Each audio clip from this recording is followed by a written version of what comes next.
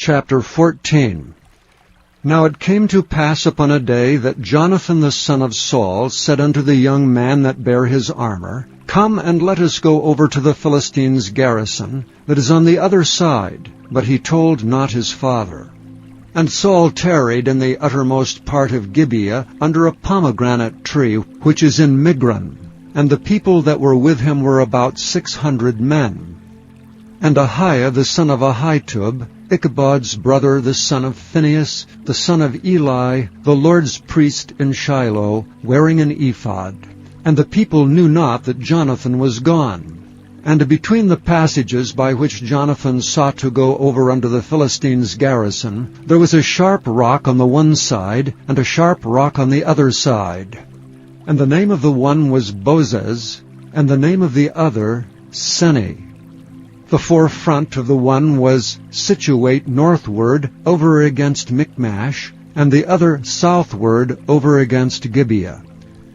And Jonathan said to the young man that bare his armor, Come and let us go over unto the garrison of these uncircumcised. It may be that the Lord will work for us. For there is no restraint to the Lord to save by many or by few.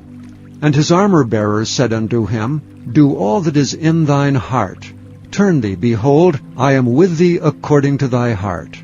Then said Jonathan, Behold, we will pass over unto these men, and we will discover ourselves unto them. If they say unto us, Tarry until we come to you, then we will stand still in our place, and will not go up unto them. But if they say thus, Come up unto us, then we will go up, for the Lord hath delivered them into our hand, and this shall be a sign unto us. And both of them discovered themselves unto the garrison of the Philistines. And the Philistines said, Behold, the Hebrews come forth out of the holes where they had hid themselves. And the men of the garrison answered Jonathan and his armor-bearer, and said, Come up to us, and we will show you a thing. And Jonathan said unto his armor-bearer, Come up after me, for the Lord hath delivered them into the hand of Israel. And Jonathan climbed up upon his hands and upon his feet, and his armor-bearer after him. And they fell before Jonathan, and his armor-bearer slew after him. And that first slaughter which Jonathan and his armor-bearer made was about 20 men, within as it were an half acre of land, which a yoke of oxen might plow. And there was trembling in the host, in the field, and among all the people. The garrison and the spoilers, they also trembled, and the earth quaked, so it was a very great trembling. And the watchmen of Saul and Gibeah of Benjamin looked, and behold, the multitude melted away, and they went on beating down one another. Then said Saul unto the people that were with him, Number now, and see who is gone from us. And when they had numbered, behold, Jonathan and his armor-bearer were not there. And Saul said unto Ahiah, Bring hither the ark of God. For the ark of God was at that time with the children of Israel. And it came to pass, while Saul talked unto the priest, that the noise that was in the host of the Philistines went on and increased. And Saul said unto the priest, Withdraw thine hand. And Saul and all the people that were with him assembled themselves, and they came to the battle. And behold, every man's sword was against his fellow, and there was a very great discomfiture. Moreover, the Hebrews that were with the Philistines before that time, which went up with them into the camp from the country round about, even they also turned to be with the Israelites that were with Saul and Jonathan. Likewise all the men of Israel which had hid themselves in Mount Ephraim, when they heard that the Philistines fled, even they also followed hard after them in the battle. So the Lord saved Israel that day. And the battle passed over unto Bethaven. And the men of Israel were distressed that day, for Saul had adjured the people, saying, Cursed be the man that eateth any food until evening, that I may be avenged on mine enemies. So none of the people tasted any food. And all they of the land came to a wood, and there was honey upon the ground. And when the people were come into the wood, behold, the honey dropped, but no man put his hand to his mouth, for the people feared the oath. But Jonathan heard not when his father charged the people with an oath, wherefore he put forth the end of the rod that was in his hand, and dipped it in an honeycomb, and put his hand to his mouth, and his eyes were enlightened. Then answered one of the people, and said, Thy father straitly charged the people with an oath, saying, Cursed be the man that eateth any food this day. And the people were faint.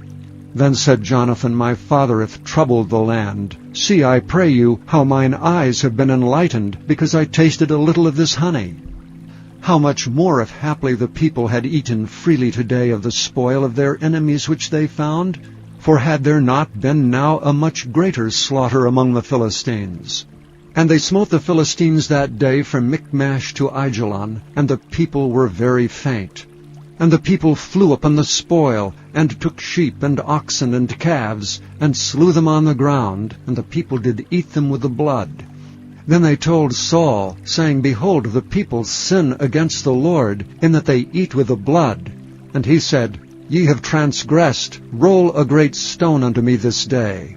And Saul said, Disperse yourselves among the people, and say unto them, Bring me hither every man his ox and every man his sheep, and slay them here and eat, and sin not against the Lord in eating with the blood. And all the people brought every man his ox with him that night, and slew them there. And Saul built an altar unto the Lord. The same was the first altar that he built unto the Lord. And Saul said, Let us go down after the Philistines by night, and spoil them until the morning light, and let us not leave a man of them. And they said, Do whatsoever seemeth good unto thee. Then said the priest, Let us draw near hither unto God.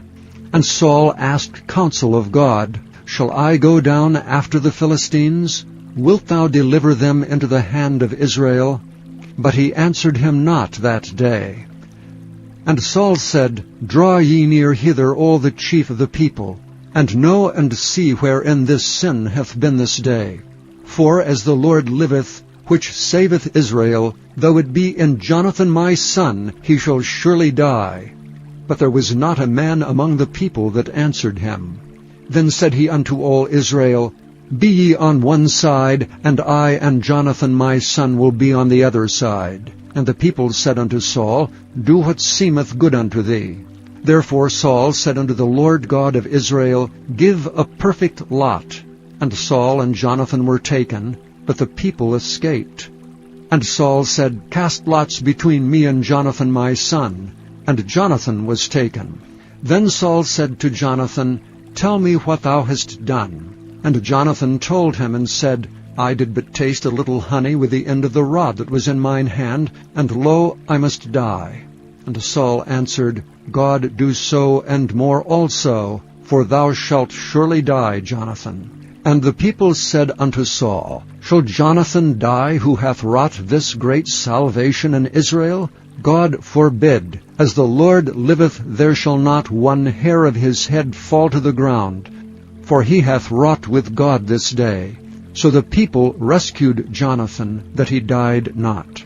Then Saul went up from following the Philistines, and the Philistines went to their own place. So Saul took the kingdom over Israel, and fought against all his enemies on every side, against Moab, and against the children of Ammon, and against Edom, and against the kings of Zobah, and against the Philistines. And whithersoever he turned himself, he vexed them. And he gathered an host, and smote the Amalekites, and delivered Israel out of the hands of them that spoiled them. Now the sons of Saul were Jonathan, and Ishuai, and Melchishua. And the names of his 2 daughters were these, the name of the firstborn Merab, and the name of the younger Michal. And the name of Saul's wife was Ahinoam, the daughter of Ahimaaz. And the name of the captain of his host was Abner, the son of Ner, Saul's uncle. And Kish was the father of Saul, and Ner the father of Abner was the son of Abiel. And there was sore war against the Philistines all the days of Saul. And when Saul saw any strong man or any valiant man, he took him unto him. Chapter 14.